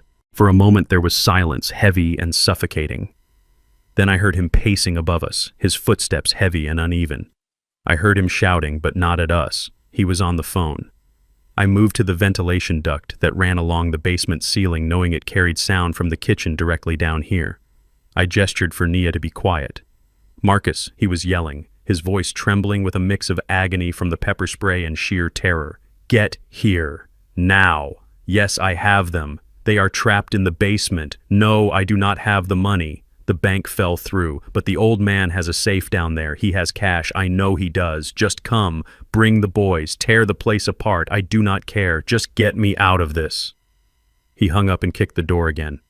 "Did you hear that, Reggie?" he shouted through the wood. "My friends are coming. They are not like me. They do not have patience. They are going to cut through this door, and when they do, I am going to let them have their way with you." He laughed, a broken, manic sound. "You think you are safe down there? You just dug your own grave. You are trapped like rats." I stepped away from the vent. He had called the wolves. Marcus was a name whispered in the neighborhood, a man who ran illegal gambling rings and broke legs for sport. Blake had just turned my home into a war zone. He had invited the devil to dinner because he didn't want to eat alone. Nia was huddled in the corner, sitting on a stack of old magazines. She was shaking violently, her hands covering her face. She looked small and broken, a shadow of the woman who had served drinks to gangsters just a few nights ago. "Daddy," she sobbed, rocking back and forth. "I am so sorry. I didn't know he would do this. I thought he just wanted the money. I didn't know he was a monster. Please forgive me. I was so scared. I just wanted us to be happy." I looked at her. My daughter. My flesh and blood. I remembered holding her when she was born, promising to protect her from the world. But looking at her now, I didn't feel that warm, protective instinct. I felt a cold detachment. She had watched me eat poisoned food. She had planned to put me in a home to rot. She was only sorry because the plan had failed. She was only crying because she was in danger. I walked past her without a word. I didn't touch her shoulder. I didn't offer a tissue. I didn't say it was okay because it wasn't okay. Some things cannot be fixed with a hug. Some betrayals break the mold so completely that the pieces can never fit back together. I went to the large oak wine cabinet against the far wall. It was filled with dusty bottles of vintage red wine that Beatrice had collected. Blake had never come down here because he had no taste for wine and no patience for dust. He didn't know that the cabinet was built on a false back. I reached behind the third row of Merlot and found the hidden latch. I pressed it, and the entire center section of the rack clicked and swung forward on silent hinges. Behind the wine was a control panel glowing with soft blue LED lights. It wasn't a safe. It was a command center. I had installed it 5 years ago after a string of break-ins in the neighborhood. It was a hardwired, silent alarm system, independent of the phone lines, independent of the Wi-Fi, powered by its own battery backup. Nia looked up, her eyes red and swollen. "What is that?" she whispered. "This is the end of the line, Nia," I said, my voice flat. I punched in a 6-digit code. The code was Beatrice's birthday. The screen flashed green. Signal sent. "This doesn't go to a security company call center in another state," I said, staring at the screen. "This goes directly to the personal cell phone of Sheriff Miller. We played poker together for 20 years. I fixed his roof after the hurricane. He knows that if this alarm trips, it isn't a glitch. It means I am dying." I turned back to Nia. "Blake called his friends. I called mine. Now we wait to see who gets here first. I sat down in my old workbench chair, picked up a heavy wrench and rested it on my knee, my eyes fixed on the steel door, waiting for the war to begin. The cavalry didn't arrive first. The vultures did. From my position in the basement, sitting on the workbench chair, I heard the screech of tires on the pavement outside, followed by the heavy slam of car doors. There were no sirens, just the aggressive silence of men who came to collect a debt. I checked my watch. It had been 7 minutes since Blake made the call. Marcus was punctual. I had to give him that. Upstairs, the front door didn't open. It exploded. The sound of splintering wood and shattering glass echoed down the ventilation shaft, loud enough to make Nia scream and cover her head. I heard heavy boots stomping on the hardwood floors, boots that didn't care about scratching the finish. Then came Blake's voice, shrill and terrified. "Marcus, wait. Please let me explain." The bank had a glitch. The sound of a fist hitting flesh is distinctive. It is a wet, heavy thud that you feel in your own teeth. Blake stopped talking mid-sentence, and I heard a body hit the floor hard. A deep voice rumbled through the floorboards, vibrating the dust in the basement air. "I do not care about glitches, Blake. You said you had my money. You said $1 million by noon. It is 12:15. Please." Blake sobbed, and I could hear him scrambling backward, probably knocking over the hallway table. "I have assets, the house, the car. Just give me a week." Another thud, then the sound of furniture breaking. They were tearing the place apart. I heard the crash of the china cabinet in the dining room, the one filled with Beatrice's collection. Each crash was a piece of my history being destroyed by the consequences of Blake's greed. But I didn't flinch. I sat still, my hands folded over the wrench, my breathing steady. I wasn't protecting the house anymore. I was protecting the truth. Upstairs, the beating continued. Blake was screaming now, begging for mercy, begging for time, but Marcus wasn't a bank. He didn't offer extensions. He offered pain. Then the screaming changed. It wasn't just pain anymore, it was desperation. Blake realized he was going to die right there on my rug. He needed a scapegoat. He needed a distraction. I heard him yell, his voice cracking with blood and mucus. The old man, he is downstairs, he is in the basement, he has a safe, a secret safe. He has millions in cash, Marcus. Millions. I shook my head. He was selling me out even as he bled. He was willing to let these wolves tear me apart if it bought him 5 more minutes of life. I heard the heavy boots move toward the basement door. The handle jiggled, then rattled violently. Locked, one of the thugs grunted. "Get the drill," Marcus ordered. The sound of an industrial hammer drill is deafening in an enclosed space. The bit into the steel core of the door with a high-pitched shriek that made my teeth ache. Sparks flew from the hinges, illuminating the dark stairwell. Nia was curled in a ball on the floor, sobbing hysterically, her hands over her ears. She looked at me with wide, terrified eyes, begging me to do something, begging me to save us. But I didn't move. I watched the door vibrate. I watched the paint blister from the heat of the friction. They were cutting through the deadbolts. It would take them about 3 minutes. I stood up slowly and walked to the back of the room. I wasn't going for a weapon. I was going for the remote control. I pointed it at the large flat-screen monitor mounted on the wall above the workbench, the one I used for reviewing blueprints. I pressed the power button. The screen hummed to life, bathing the dusty basement in a cool blue glow. I adjusted the webcam that was mounted on top of it, positioning it so it captured the doorme and the cowering figure of Nia. The drill whined one last time and then crunched through. The door groaned. A heavy boot kicked it, and it swung open, banging against the concrete wall. 3 men stood on the stairs, silhouetted by the light from the hallway. They were huge, holding crowbars and guns. Blake was behind them, his face a ruin of blood and bruises, pointing a shaking finger at me. "There he is," he screamed. "Get the money. Kill him if you have to, just get the money." Marcus stepped down onto the basement floor, his gun raised. "Where is the safe, old man?" he growled. I didn't raise my hands. I didn't beg. I just pointed a finger at the large screen behind me. "Say hello to the world, gentlemen," I said, my voice calm and authoritative. Marcus looked up. Blake looked up.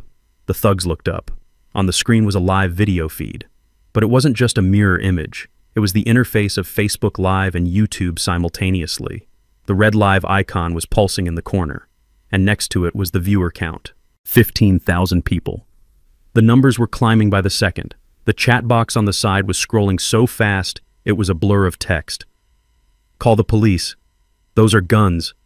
Oh my God, is that Blake? I am recording this. The cops are on the way."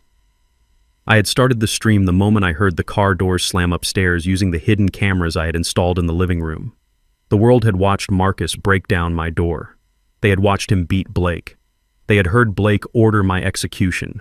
And now they were looking directly into the faces of the men holding guns in my basement. "You are live on the internet," I said, my voice echoing in the sudden silence. 15,000 witnesses. Every face here has been screen captured. Every threat has been recorded. The cloud servers backed up the footage 10 seconds ago. You can shoot me, but you cannot shoot the internet. Marcus lowered his gun slowly, his face draining of color. He was a criminal, but he wasn't stupid. He knew what this meant. It meant his face was currently on thousands of phones across the city. It meant anonymity was gone. It meant the game was over. Blake stared at the screen, his mouth open, blood dripping from his chin onto his shirt. He looked at the viewer count, and then he looked at me. For the first time, he didn't see a weak old man. He saw the engineer who had designed the trap that just snapped his neck. "We are leaving," Marcus said, backing up the stairs, his eyes never leaving the camera. "We were never here." "You can run," I said, sitting back down in my chair. "But you are already famous." And then from the distance, growing louder every second, came the sound I had been waiting for. Sirens. Dozens of them. The cavalry had finally arrived, but the war was already won. The wail of sirens outside was not a warning. It was a tsunami of sound that vibrated the concrete floor beneath my feet. Marcus and his thugs froze, their eyes darting from the screen to the stairs. They knew the difference between a patrol car responding to a noise complaint and a tactical deployment. This was the latter. I heard the bullhorn echo from the street demanding surrender, but the words were drowned out by the sound of the front and back doors being breached simultaneously. It sounded like the house was being torn apart by giant metal claws. Glass shattered upstairs, heavy boots thundered across the floorboards, and the distinct pop and hiss of tear gas canisters firing filled the air. Marcus didn't hesitate. He dropped his gun on the basement floor and raised his hands, kneeling down instantly. He was a career criminal, and he knew when a situation had gone from bad to fatal.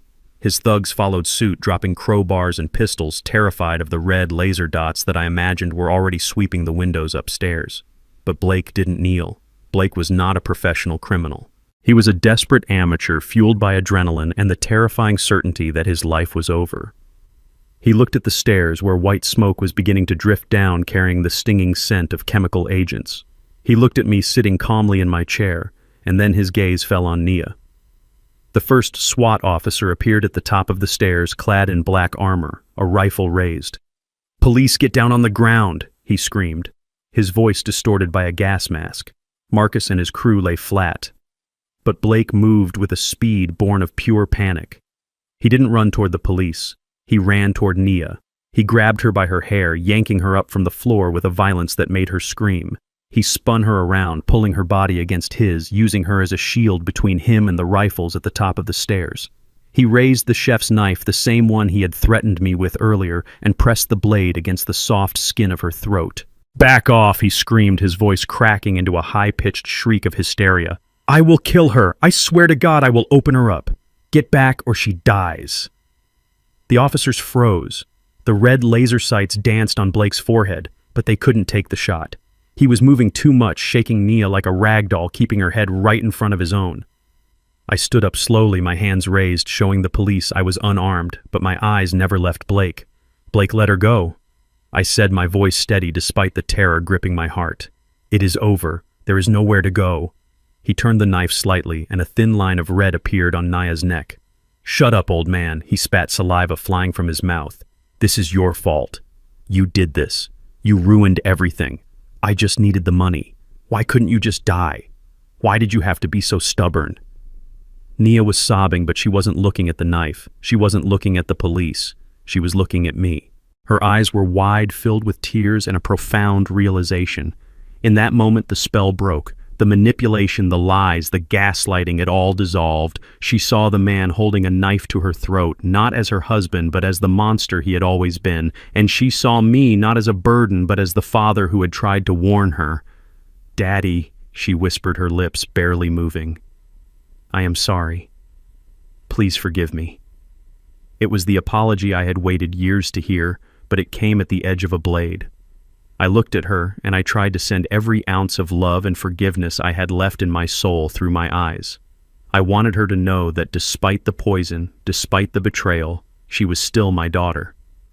Blake started to drag her backward toward the dark corner of the basement, away from the stairs, seeking cover. He was ranting now, babbling about helicopters and getaway cars, completely detached from reality. He didn't realize that the basement window, the small rectangular one high up on the wall behind the workbench, had been broken by the vibration of the drill earlier. He didn't know that there was a clear line of sight from the backyard. I saw the shadow move across the window before Blake did. I saw the glint of a barrel in the moonlight filtering through the broken glass. A sniper from the tactical team had positioned himself in the garden. "Naya, close your eyes," I commanded, my voice cutting through Blake's screaming. She obeyed instantly, trusting me for the first time in a decade. The shot was deafening in the enclosed space. It wasn't a bang, it was a crack like lightning striking the foundation. Blake's right shoulder exploded.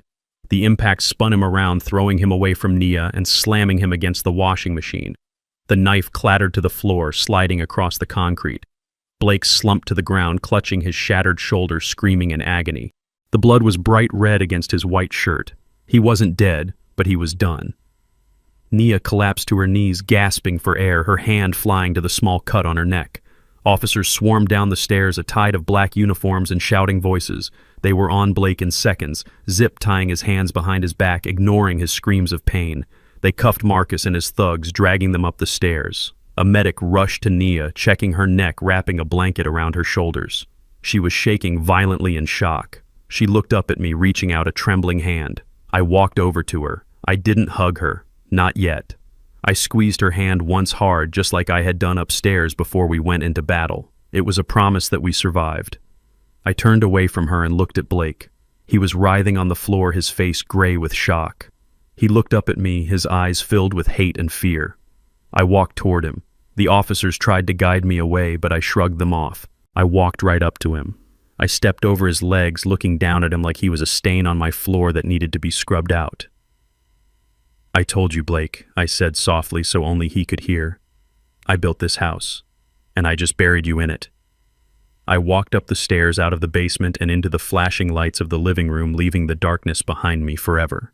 I sat behind the one-way glass of the interrogation room, watching a man who had no spine.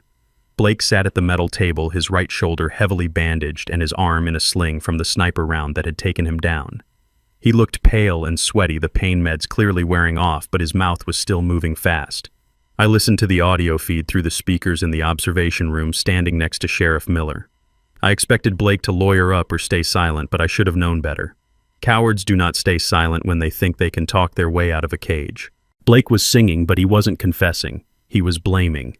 It was all Nia. He said, his voice trembling with a fake sob.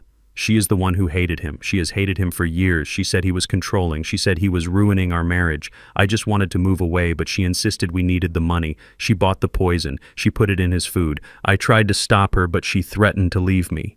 I watched him wipe his nose with his good hand, his eyes wide and pleading as he looked at the detective. He was painting a picture of a manipulated husband, a victim of a cruel wife, and an overbearing father-in-law. He claimed he didn't know about the loan fraud, that Nia had forged the documents.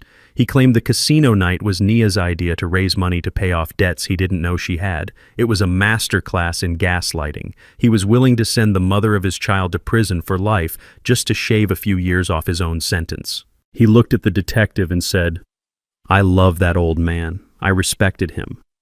I was just trying to protect him from his own daughter." The audacity made my stomach turn. He was using the very racism he harbored to his advantage, playing the role of the innocent white man caught in a dysfunctional black family's drama. He thought that if he cried hard enough, if he played the victim well enough, the police might overlook the knife he held to my daughter's throat. He was betting on his privilege one last time. Sheriff Miller looked at me, his jaw set tight. He turned off the audio feed. "Do you want to hear more, Reggie?" he asked. I shook my head. I had heard enough. I didn't need to hear any more lies. I needed to show them the truth. I walked into the interrogation room. Blake looked up, and for a second he looked relieved, thinking maybe I was there to save him. That hope died instantly when he saw the plastic evidence bag in my hand. I didn't sit down. I walked right up to the table and placed two items on the cold metal surface between us. The first was a small black SD card taken from the camera I had hidden in the smoke detector. The second was a stiff, purple-stained linen napkin sealed in plastic. "This is not hearsay, Blake," I said, my voice filling the small room. "This is science. And this is your voice." I looked at the detective. "Play the audio file labeled Kitchen Tuesday Night." The detective plugged the card into his laptop. A moment later, Blake's voice filled the room, clear and distorted by hate. I heard him say the words that had burned into my soul. "This old black man is tough like leather. I am increasing the dose starting tonight. He won't survive the week." Then the sound of him laughing. Then the sound of him discussing the nursing home in the Glades. Blake's face went gray. He slumped in his chair, the fight draining out of him. But I wasn't done. I pointed to the napkin. "And this," I said, "is the vintage Cabernet you tried to force feed me last night. I didn't drink it, Blake. I spit it into this napkin. The lab boys are running the tests right now, but we both know what they are going to find. High concentrations of arsenic mixed with alcohol. That is premeditated attempted murder. That is a biological weapon. And because you crossed state lines to buy the poison that makes it a federal crime." I leaned in close, my hands flat on the table. "You tried to frame my daughter. You tried to frame me as senile. But the only thing you succeeded in doing was recording your own confession. You called me a slur in my own house. You tried to sell my legacy. Now you are going to pay for it with the rest of your life." Blake didn't speak. He just stared at the napkin, the red stain looking like dried blood. He knew it was over. The narrative he had spun, the victimhood he had claimed, it all evaporated under the weight of hard evidence. He wasn't a victim. He was a predator who had walked into a trap. I left Blake in the room with his silence and walked back into the hallway. The station was buzzing with activity officers processing the thugs from the basement and cataloging the evidence from the casino. Sheriff Miller guided me toward another observation room down the hall. Through the glass, I saw Nia. She wasn't in an interrogation room. She was in a holding cell, sitting on a metal bench with her head in her hands. She looked small, broken, and utterly alone. Her neck was bandaged where the knife had cut her. She was rocking back and forth, crying softly. Reggie the sheriff said gently, "She has been asking for you. She told us everything. She corroborated your story about the poison. She admitted she knew. She admitted she helped. But she says she was scared. She says he threatened her. Do you want to go in? You can talk to her if you want." I looked at my daughter. I remembered teaching her to ride a bicycle holding the back of the seat until she found her balance. I remembered her graduation day, how proud I was when she walked across the stage. I loved her. God help me, I loved her more than I loved myself. Every instinct in my body screamed at me to go in there, to hold her, to tell her it was going to be okay, to hire the best lawyer I could find and get her out of this mess.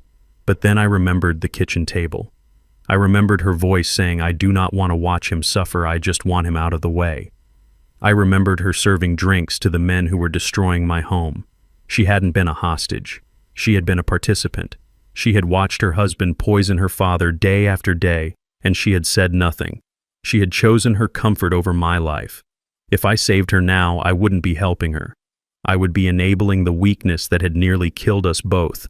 I took a deep breath, the air in the station tasting of stale coffee and floor wax. I turned my back on the glass. "No, Sheriff," I said, my voice cracking slightly before finding its strength. "I do not want to see her." "But she is your daughter," Reggie the sheriff said, surprised. "I know," I said, "and that is why this is the hardest thing I have ever done. But she is also an adult who made a choice. She watched a man try to kill me, and she helped him set the table. Process her according to the law. Charge her as an accessory. Charge her with conspiracy. Let a jury decide if she was scared or if she was greedy." I looked back one last time at the woman weeping on the bench. "I do not have a daughter who helps kill her father," I whispered. "That woman in there is a stranger to me." I walked out of the station into the cool night air. I was alone.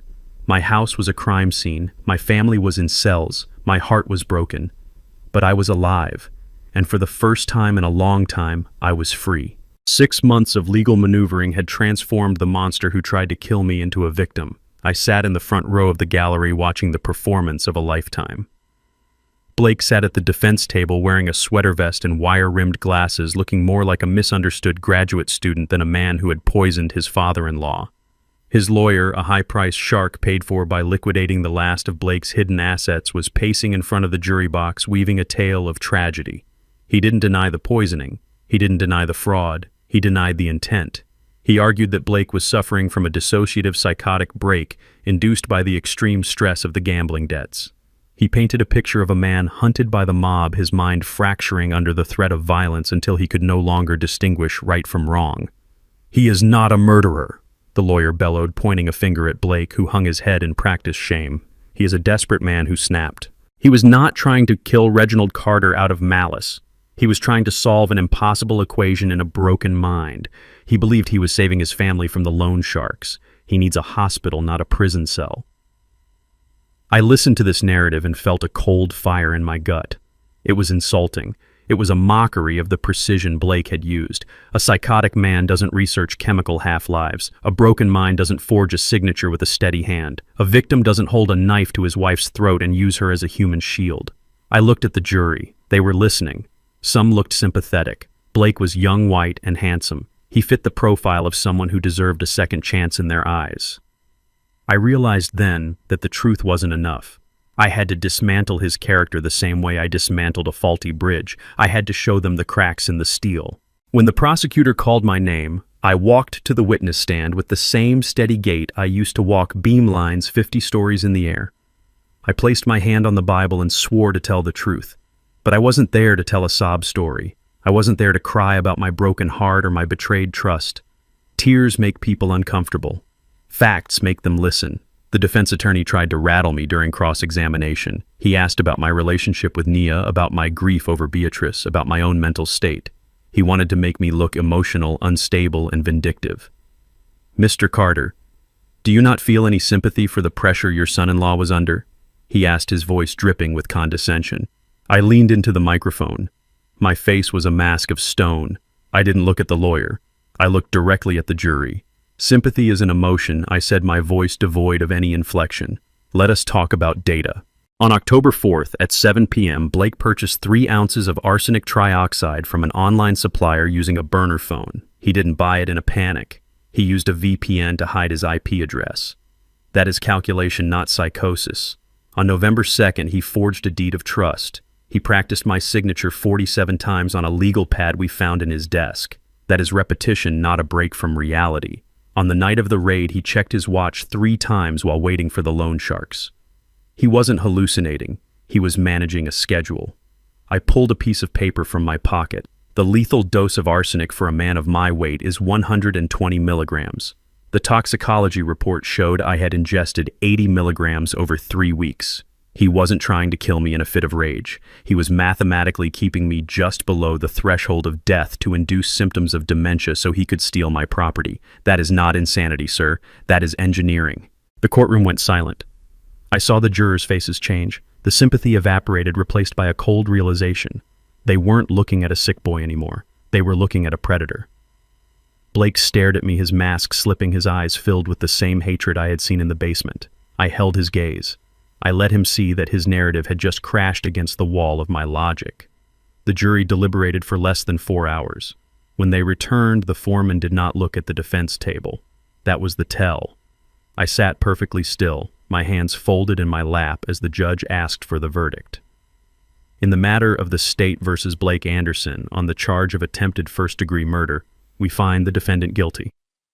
On the charge of kidnapping, guilty. On the charge of wire fraud and elder abuse, guilty. Blake let out a sound like a deflating tire. He slumped forward, his head hitting the table. But the judge wasn't finished. "Mr. Anderson, your actions were not only criminal, they were heinous. You preyed on the vulnerable, you betrayed the sacred trust of family. You attempted to weaponize the legal system against your victim. I sentence you to life in prison without the possibility of parole." Blake screamed. It was a raw, ugly sound. He was dragged out of the courtroom by 3 bailiffs, kicking and shouting that it wasn't fair that he was the victim. I watched him go, and I felt nothing. No joy, no relief, just the satisfaction of a load-bearing wall finally being removed safely. Then it was Nia's turn. She stood up, her lawyer gripping her arm to keep her steady. She looked thin and pale, the scar on her neck a jagged reminder of her husband's love. She looked at me, her eyes begging for a miracle I could not give her. Nia Anderson, the judge, said, his voice softer but no less firm. You were not the architect of this plan, but you were the foundation that allowed it to stand. You watched your father being poisoned and you did nothing. You facilitated a crime that nearly ended a life. For the charges of conspiracy and accessory to attempted murder, I sentence you to 12 years in a state penitentiary. Nia didn't scream. She just collapsed. She sobbed quietly, her shoulders shaking. She looked back at me one last time as the bailiff approached her with the handcuffs. "Daddy," she mouthed. I stood up. I buttoned my jacket. I didn't wave. I didn't mouth anything back.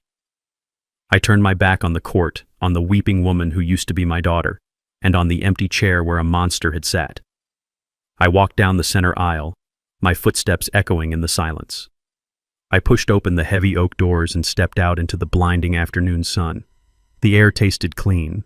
The trial was over. The books were balanced, and I had a bus to catch.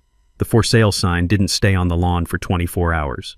In a gentrifying neighborhood, a historic brownstone with original woodwork goes fast, even if it was the scene of a federal crime. I sold it to a nice young couple from the West Coast. They talked about raising kids there, about the good energy of the place. I didn't correct them. I didn't tell them about the arsenic invisible in the dining room rug or the bullet hole in the basement drywall that I had patched and painted over myself. I let them have their illusion, because illusions are what sell houses. I walked through the empty rooms one last time.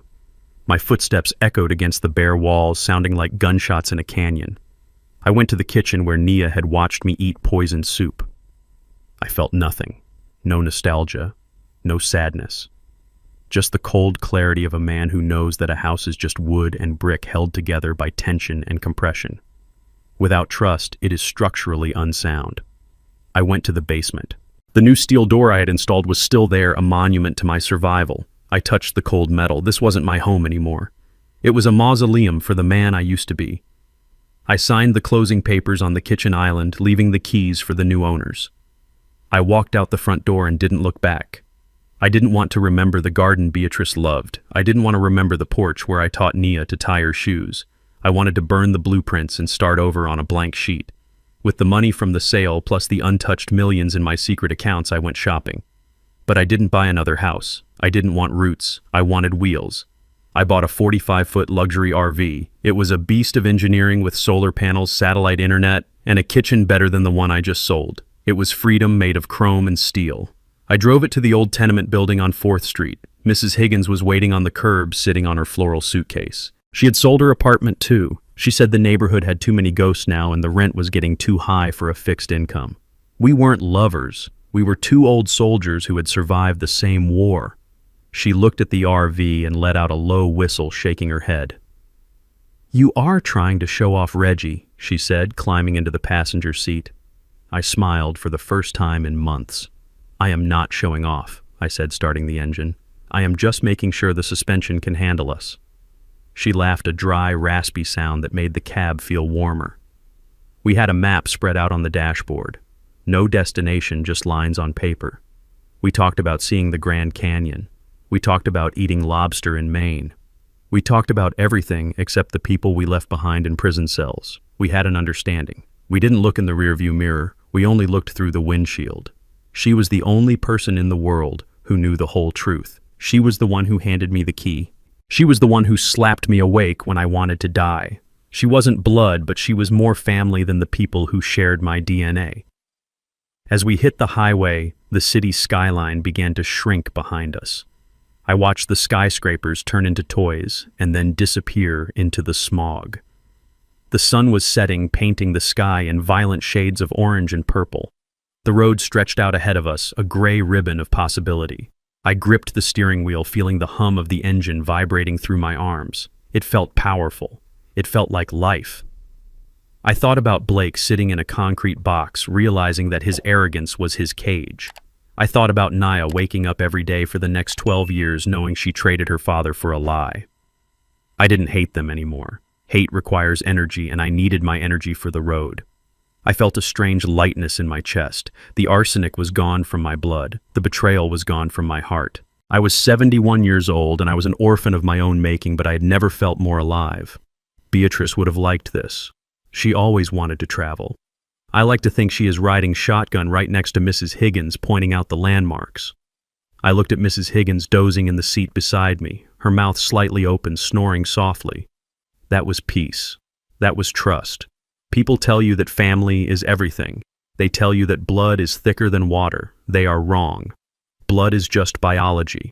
Family is the person who hands you a rusty key when you are locked out of your own life.